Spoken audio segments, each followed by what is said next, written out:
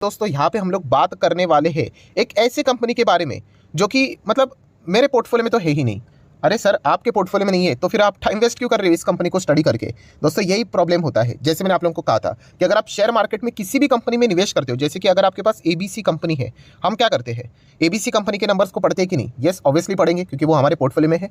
Problem कहाँ पे आती है? इसका जो कॉम्पिटिटर है कोई भी हो सकता है, XYZ हो सकता है, राइट। उसी के साथ साथ अगर हम लोग यहाँ पे बात करें, कोई भी कंपनी का नाम आप यहाँ पे ले लो, वो हो सकता है। तो हम लोग क्या करते हैं, कॉम्पिटिटर को देखते नहीं कि वो कैसे परफॉर्मेंस दे रहा है, क्या कॉम्पिटिटर हमसे अच्छा कर रहा है या फिर बुरा कर रहा है।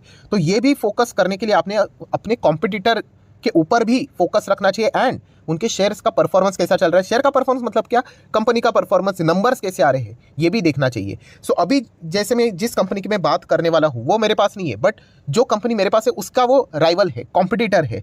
सो ये जो कंपनी है वो कैसे परफॉर्मेंस देती है, इसका एक अनुमान मेरे कंपनी के नंबर्स के ऊपर क्या आ सकता है, क्या परफॉर्मेंस दे सकता है, उसका एक अंदाजा मुझे मिल जाएगा। इसलिए इस कंपनी के नंबर्स को पढ़ना इंपॉर्टेंट है। एंड ऐसा ये सिर्फ इसी सेक्टर, मतलब यही एक सेक्टर वाली कंपनी में नहीं है, ये हर एक सेक्टर में ये चीज़ लागू होती है। तो इसलिए दोस्तों यहाँ पे अगेन कहना चाहूँगा, अगर आपके पोर्टफोलियो में जितने शेयर है आप सिर्फ उन्हीं को पढ़ते रहोगे तो दिक्कत हो सकती है। आपने अपने एटलीस्ट कोर कॉम्पिटिटर को तो पढ़ना ही चाहिए, तब जाके आपको एग्जैक्टली मार्केट में क्या चल रहा है पता चल जाएगा। ठीक है, तो अभी आ जाते हैं कौन से कंपनी के नंबर्स को हम लोग पढ़ने वाले। तो दोस्तों उस कंपनी का नाम है 5 पैसा कैपिटल। ये मैं कंपनी मेरे पास भी नहीं है एंड अगर आप चेक करोगे लगातार, अगर यहाँ पे मैं बात करूँ तो इस एक साल में तो इसमें गिरावट देखने को मिली थी, अभी तक फ्लैट परफॉर्मेंस ही देखने को यहाँ पे मिला है। सो ये कंपनी के नंबर कैसे रहे, इसी के हिसाब से कुछ बाकी इसके जो कॉम्पिटिटर है वहाँ पे हम लोग को एक अंदाजा मिल जाएगा। सो 5 पैसा की अगर मैं बात करूँ, आपको पता ही है ब्रोकेज से रिलेटेड आप लोगों को ऐड भी देखने को यहाँ पे मिलती रहती है। तो चलिए इनके नंबर्स को थोड़ा देख लेते हैं। तो ठीक है दोस्तों, अभी हम लोग 5 पैसा के नंबर के ऊपर आ चुके हैं। नंबर बाजार क्लोज हो जाने के बाद आते हुए देखने को मिल चुके हैं। सो आप चेक कर सकते हो कंपनी के जो फिगर है, स्मॉल कैप टाइप की कंपनी, स्मॉल कैप भी नहीं माइक्रो कैप टाइप की कंपनी है, रुपीज इन लैक्स। ठीक है, सो यहाँ पे अगर मैं इसको थोड़ा सा जूम आउट कर दूँ तो जितना इंपॉर्टेंट फिगर है वही मैं आपके सामने रखूंगा, तो आपको मेन चीज़ें समझ में आ जाएगी। बहुत ही छोटे अक्षर में लिखा हुआ है बट कोई बात नहीं, सिक्वेंस देख लेते। 31 दिसंबर, सितंबर, दिसंबर, सिक्वेंस तो बिल्कुल ठीक है। शुरुआत करेंगे टोटल यहाँ पे इनकम के साथ, कितनी कमाई की है 5 पैसा ने, 8375 रुपीज इन लैक्स। कितना, 8375। लास्ट टाइम कितना था 3 महीने पहले, 8000 के आसपास। एंड उसके पहले कितना था, लगभग सेम 8031, मतलब वही 8000 के आसपास। सो हम लोग कह सकते हैं ईयरली 8000 का हो चुका है, 373 एक्स्ट्रा। इसके पहले भी 8000 था, अभी 373 एक्स्ट्रा। तो इनकम में कंपनी ने अच्छा इजाफा दिखाया है। कंपनी की साइज़ को ज़रूर दिमाग में रखना क्योंकि छोटी कंपनी है, डोंट एक्सपेक्ट कि बहुत बड़ा डिफरेंस के साथ आगे ग्रो करे करके, बट चलिए इनकम तो अच्छा देखने को मिल रहा है। दैन दोस्तों खर्चे भी देखने पड़ेंगे जो कि फिलहाल का सबसे बड़ा प्रॉब्लम बन चुका है। So total expenditure point number 4 आप देख सकते हो कितना खर्चा किया हुआ है, 6889। थोड़ा मैं अप्रॉक्सीमेटली लिख लेता हूं तो आपको इजीली समझ में आएगा। 6590 ये लास्ट क्वार्टर में था एंड इस वक्त कितना है, 7879। तो आप देख सकते हैं खर्चे की अगर मैं बात करूँ ईयरली, अच्छी बात है कि खर्चा हम लोग को कम होते हुए देखने को मिला है। मतलब ईयरली इनकम बढ़ा है, खर्चा कम, ये तो डबल, मतलब बोलते हैं ना मिठाई जैसी बात हो गई, सोने पे सुहागा, जबरदस्त बात, राइट। क्योंकि इससे आपकी प्रॉफिटेबिलिटी बहुत बढ़ेगी।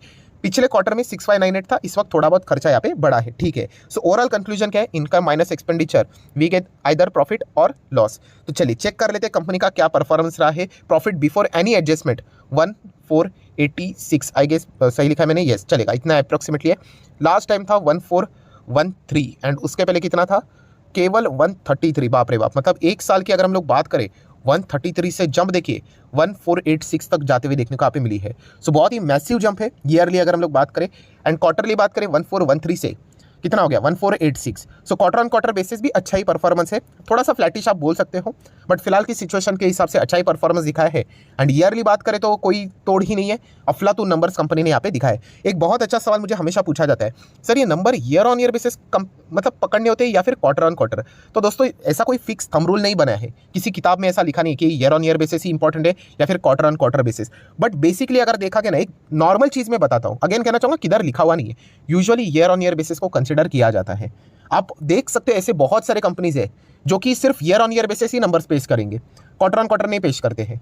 मतलब पिछले क्वार्टर के ईयर में कितना था एंड अभी के क्वार्टर के ईयर में कितना है, दैट्स इट, उतना ही पेश करेंगे। सो इसलिए यहाँ पे देखिए ऐसा कभी नहीं होगा ना कि 3-3 महीने में बस आप ग्रो होते ही रहोगे, ग्रो होते ही रहोगे, बिल्कुल भी नहीं। ओवरऑल परफॉर्मेंस देखा जाता है कि 12 महीने में आप पिछले टाइम कहाँ पे थे और अभी कहाँ तक आ चुके हो। तो इसलिए बिग पिक्चर के हिसाब से हम लोग यहाँ पे कह सकते हैं ईयर ऑन ईयर बेसिस थोड़ा ज़्यादा मायने रखता है। बट सेम चीज़ अगेन ऐसा कोई थंब रूल नहीं है, वो मतलब बोलते हैं ना सिचुएशन के ऊपर डिपेंड करता है कि कंपनी कैसी है, कौन सी है, राइट, उसके हिसाब से। तो इस कंपनी की अगर मैं बात करूँ, बहुत ही शानदार परफॉर्मेंस कंपनी ने यहाँ पे दिखा है। अभी क्या हुआ था 2020 में, तो आपको पता ही है, कोविड था, 21 में भी उसकी झलके देखने को मिली थी। तो इसलिए जो year on year basis performance है ना, वो करेक्ट व्यू नहीं दे रहा है, क्योंकि बेस लो ही हो गया ना। आप जिससे कंपेयर कर रहे हो 2020 से 21 से, बहुत ही लोअर लेवल का बेस था, तो इसीलिए वो कंपेयर करोगे ईयर ऑन बेसिस तो बड़ा नंबर नजर आता है, राइट। तो ये डिपेंड करता है सिचुएशन के हिसाब से। तो ओवरऑल मैं इतना ही कहना चाहूंगा, क्वार्टरली ईयरली 5 पैसा ने तो अच्छा ही प्रॉफिट यहाँ पे दिखाया है, बट कहानी खत्म नहीं होती। उसके बाद बहुत सारे एडजस्टमेंट, सरकार को टैक्स भी देना पड़ता है, उसके बाद जो फाइनल प्रॉफिट देखने को मिलेगा वो कितना है, तो आप देख सकते हैं 1112। लास्ट टाइम कितना था आप चेक कर सकते हो, 1080 लिख लेता हूँ राउंडेड फिगर, और उसके पहले चलो 100 ही लिख लेता हूँ। तो आप देख सकते हैं 100 का प्रॉफिट लगभग कितना हो गया, 1100 हो गया ईयरली, बहुत शानदार। एंड पिछले क्वार्टर में कितना था, 1080, अभी कितना हो गया 1112। तो स्लाइटली जंप है, हम लोग ऐसा भी बोल सकते हैं, बट कंपनी के साइज को मद्देनजर रखते हुए हम जरूर कह सकते हैं कि कंपनी ने ग्रोथ वाला अच्छा परफॉर्मेंस यहाँ पे दिखाया हुआ है। अभी ये तो नॉर्मल सी बात होगी, बाजार के अपने अपने ओपिनियन होते हैं। कुछ लोगों को ये नंबर अच्छे लग सकते हैं, जैसे कि मैंने आपको बताया, कुछ लोगों को बहुत अच्छे, कुछ लोगों को खराब, तो कुछ लोगों को बहुत खराब। हर किसी का अपना अपना ओपिनियन होता है, उसके हिसाब से वो क्या करते हैं, ऑर्डर प्लेस करते हैं। एज अ इन्वेस्टर कोई मतलब यहाँ पे मतलब कल जाके रिएक्शन नहीं दिखाएगा, ये सारे ट्रेडर लोगों के काम हम लोग को देखने को मिल जाते हैं। सो यहाँ पे अगर हम लोग ईपीएस की भी बात करें, बेसिक ईपीएस कितना है, चलो मैं अभी जूम कर लेता हूँ, तो वापस लिखने की जरूरत नहीं, तो आपको देखने को मिलेगा, ये देखिए ईपीएस आ चुका है 3.63, लास्ट टाइम था 3.51 एंड 0.34। तो मैसिव जंप है, लगभग 10x जैसा जंप देखने को मिल रहा है। एंड 3.51 से कितना है यहाँ पे 3.63। सो बहुत ही कमाल का परफॉर्मेंस दिखा है। अगेन कहना चाहूंगा, कंपनी के साइज के हिसाब से उन्होंने अच्छा परफॉर्मेंस दिखाया। एंड फिलहाल जो माहौल बना है बाजार में, थोड़ा सा दबा दबा सा माहौल, विदेश में रिसेशन का खतरा, उसमें इस कंपनी ने अच्छा ही परफॉर्मेंस यहाँ पे दिखाया, ऐसा हम लोग यहाँ पे जरूर बोल सकते हैं। सो 5 पैसा के तो नंबर्स को हम लोगों ने यहाँ पे रीड कर लिया। ओके, जिस साइज के कंपनी उन्होंने तो अपने हिसाब से तो अच्छा परफॉर्मेंस दिखाया। एंड 1 साल से लगातार जिस प्रकार की गिरावट हुई है, उसके बाद जो नंबर दिखाए ओके टाइप के नंबर्स हैं, हम लोग ऐसा बोल सकते हैं। बाजार को नंबर अच्छे लगे कि नहीं, कल के दिन पता यहाँ पे चल जाएगा। ईयर ऑन ईयर बेसिस बहुत अच्छे नंबर थे। क्वार्टरली अगर हम लोग बात करें, फ्लैटिश परफॉर्मेंस था, बट स्टिल थोड़ा सा अपसाइड पे परफॉर्मेंस था, तो जरूर इसको बाजार अच्छे से भी कंसिडर कर सकता है। सो अभी हम लोगों ने इसको रीड किया। अभी हम लोग आ जाते हैं बाकी कॉम्पिटिटर के ऊपर, जिसको हम लोगों ने फोकस में रखना है, जैसे कि एंजल वन ने तो धूम धड़ाके वाला परफॉर्मेंस दिखाया था। अगर हम लोग इसके मैक्सिमम चार्ट पैटर्न की भी रिटर्न की बात करें, 350% के रिटर्न दिए इसने इतने शॉर्ट पीरियड में। कब से, 2020 से 2020 में। तो आपको पता ही है कितना सिंपल है। देखिए, कोई यहाँ पे इधर उधर चीज़ें चार्ट बीट पढ़ने की जरूरत नहीं है। 2020 में कोविड आया था, राइट, बहुत सारे डीमैट अकाउंट ओपन हुए, right. Upstox, Zerodha, angel one, इन्होंने सबसे ज़्यादा डीमैट अकाउंट ओपन किए। डिस्काउंट ब्रोकिंग टाइप जो भी कंपनियाँ थी, तो बाकी वो तो दोनों लिस्टेड तो है नहीं, तो एंजल वन तो लिस्टेड है। आप देख सकते हो कंपनी कहाँ से कहाँ पहुँच गई।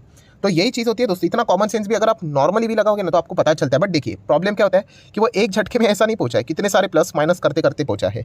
तो इस प्रकार से आप परफॉर्मेंस अच्छा रहता है। तो एंजल वन की अगर हम लोग बात करें, आप जरूर चाहो तो इसको क्या कर सकते हो, स्टडी करने के लिए अपने रडार के ऊपर रख सकते हो। If I am not wrong, शायद से अभी कल परसों इनके नंबर ज़्यादा दूर नहीं है, अभी ये नंबर्स आप लोगों को देखने को मिलने वाले हैं। एंड इन्होंने जो ट्रेलर भी एक दिखाया था, इनका जो ईयर ऑन ईयर बेसिस जो डीमैट अकाउंट नंबर्स की जो संख्या है, वो भी बहुत शानदार तरीके से यहाँ पे ग्रो हुई है। अभी अगर देखा गया तो हाल ही में जीरोदा का भी रिपोर्ट आया था। जीरोदा अभी भी नंबर 1 पे चल रहा है, बट जैसे आपको पता है कि वो लिस्टेड नहीं है। तो ये लिस्टेड है, तो लिस्टेड एंटिटी में एंजल वन ने सबको यहाँ पे मतलब बोल सकते हैं ना, पछाड़ दिया। इतना कमाल का परफॉर्मेंस यहाँ पे दिखा है। ध्यान, अगर और कोई कंपनी तो आपको पता ही है, शेयर इंडिया सिक्योरिटीज भी है। ये तो बहुत ही ज़्यादा रिस्की है, माइक्रो कैप कंपनी से तब से देख रहे हैं, बट बहुत ही रिस्की। तो आप चाहो तो इनको भी स्टडी कर सकते हैं। देखिए, 5-5 साल में 1000% की रिटर्न्स बनी। सेम वही चीज़ 2020 से जो भागे 100 रुपये के शेयर्स रॉकेट की तरह हम लोगों को इनमें तेजी देखने को यहाँ पे मिली है। सो जितने भी ये इस प्रकार की जो कंपनियाँ थी, डीमैट अकाउंट वाली कंपनी, उन्होंने बहुत अच्छा परफॉर्मेंस यहाँ पे दिखाया था 2020 से। एंड उसके बाद थोड़ा सा वो आराम करते हुए देखने को यहाँ पे मिल रहे हैं। सो 5 पैसा का नंबर देख के इतना हम लोग कह सकते हैं कि इन कंपनीज के परफॉर्मेंस के थोड़ा बाजार ज़्यादा उम्मीद अभी कर सकता है।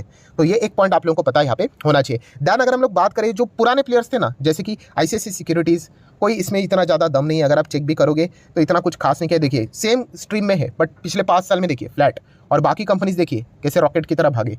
तो कौन मार्केट कैप्चर कर रहा है, ये भी आप लोगों को पता है यहाँ पे होना चाहिए। सो बहुत अच्छा नाम था, बट ठीक है, इतना कुछ इन्वेस्टमेंट वाली ये कंपनी नहीं है। मोतीलाल ओसवाल, इसका भी बहुत बड़ा नाम है, बट आप 5 साल में देख सकते हो इतना कुछ खास नहीं है। लगातार गिरावट ही हम लोग को देखने को यहाँ पे मिल रही है। ये और भी फाइनेंशियल सर्विसेज प्रोवाइड करते हैं। इडलवाइज की भी बात करें, ये भी और भी अलग अलग फाइनेंशियल सर्विसेज देते हैं। तो आप देख सकते हैं इनमें भी अच्छी खासी गिरावट हम लोग को देखने को यहाँ पे मिली है। बट डीमैट अकाउंट के हिसाब से अगर हम लोग बात करें, तो ये दो कंपनी ने लिटरली हम लोग को अच्छा परफॉर्मेंस देते हुए देखने को मिला है। तो इन दो कंपनीज को आप 5 पैसा के नंबर्स अच्छे आने के चलते आप जरूर रडार के ऊपर रख सकते हो। अभी अच्छे मैंने मेरे साइड से बोले हैं, अभी बाजार की उम्मीदें तो अलग अलग ही हो सकती है। तो वो देख लेंगे कि कल बाजार 5 पैसा के नंबर्स के प्रति क्या रिएक्शन देता है, और उसके बाद इन दो कंपनीज को भी आप स्टडी करने के लिए अपने रडार के ऊपर यहाँ पे रख सकते हो।